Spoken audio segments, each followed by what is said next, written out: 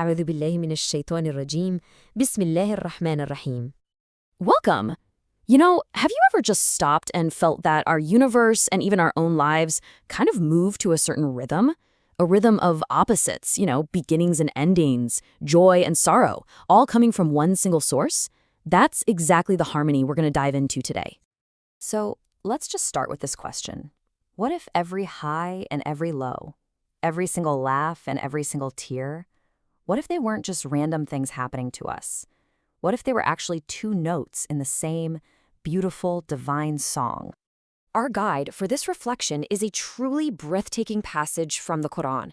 It's from the chapter of the star, or Surah An-Najm, and these verses, they just lay out the very nature of God's action through a series of really powerful poetic opposites.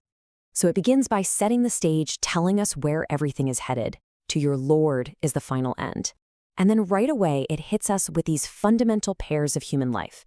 It says, He is the one who makes us laugh, and He is the one who makes us weep.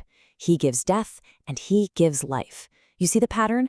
One single source for two totally opposite experiences. And that rhythm just keeps going. The verses talk about the creation of pairs, male and female, from something as simple as a single drop of fluid. And just as He's the one who starts life, it's also on Him to bring us back for that final return, the resurrection. It's a perfect cycle, from a drop to a life, and then back to the beginning. Now the camera kind of zooms out from our personal lives to the entire cosmos and all of history. It says, He is the Lord of Sirius. That's the brightest star in the sky, which, fun fact, some ancient peoples used to worship. The Quran is basically saying, no, that's just another part of my creation. And in the very same breath, it talks about His power over nations, over the rise and fall of whole civilizations. And then, after listing all of this, life, death, creation, destruction, it all leads to this incredible, challenging question. So which of your Lord's favors will you dispute? It forces you to stop and think, wait, even the difficult things, the destruction, the weeping, they're being framed as part of a divine order as favors. It completely changes how you see things. Okay, so let's unpack this a little. What's the outer meaning here? Well, on one level, these verses are like a cosmic sermon. They're a powerful lesson in Tawheed, that core Islamic belief in the absolute oneness of God. And it shows us that oneness through all the pairs and opposites we see around us. This brings us to this really beautiful concept in Islamic thought, the names of Jalal and Jamal. Jalal is God's majesty, His power, His awe. Jamal is His beauty, His gentleness, His mercy. And these verses pair them up perfectly. The same power that gives death, which is pure Jalal, is the one that gives life, which is pure Jamal. The power that can destroy nations is the same one that creates loving pairs. It's like seeing two sides of the same single divine reality. But there's always a deeper layer, right? So let's move from the cosmos outside to the universe we have inside, the human heart. The great spiritual masters, the Sufis, they saw these verses as a map for the soul's journey. Listen to this amazing insight from Al-Qushayri. He says that laughter and tears aren't just feelings. In spiritual terms, laughter is the heart expanding. They call it bust, when it feels the closeness of God's beauty. And weeping, that's the heart contracting, or qabd, when it feels the heavy weight of God's majesty. Both are signs that the heart is alive and responding to God's presence. And the great Imam al-Ghazali, he takes it a step further and gives us the why. Why do we go back and forth between these states? He says it's for our own spiritual training. The joy is there to teach us gratitude. The sorrow and humility are there to teach us awareness and to keep us from getting arrogant. So every single emotional shift has a purpose for our growth. And this mystical take from Ayn al-Qudat, wow, it can really change your perspective.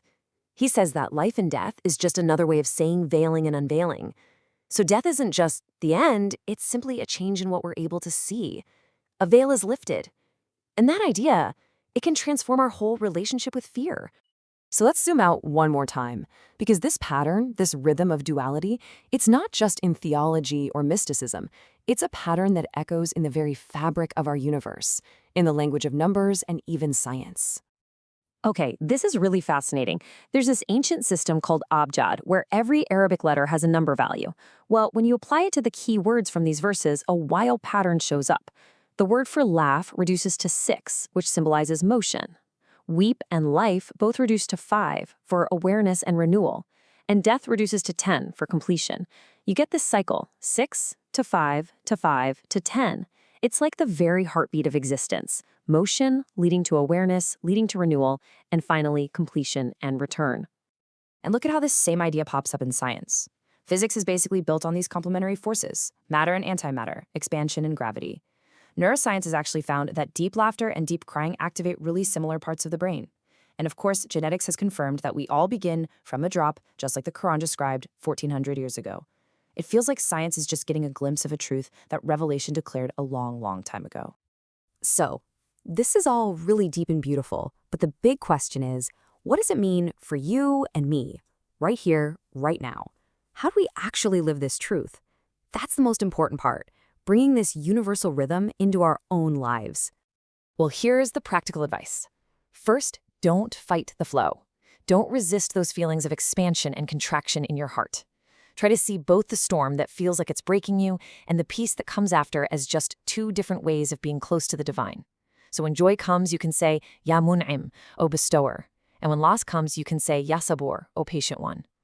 The real goal in all of it is to train ourselves to look past the situation itself, good or bad, and see the giver who is behind it all. So let's bring all these thoughts together with a short, intimate prayer, a An-Najm. You are the smile behind my laughter and the witness of my tears. You hide in endings and rise again in beginnings.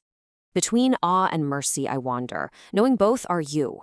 O Lord of Sirius and my beating heart, let my every breath return to you. Amen. And so I'll just leave you with this one final thought to carry with you. As you go through your week, just try to pay attention to those rhythms in your own experience. In that unique song that is your life, where do you hear the echo of the divine?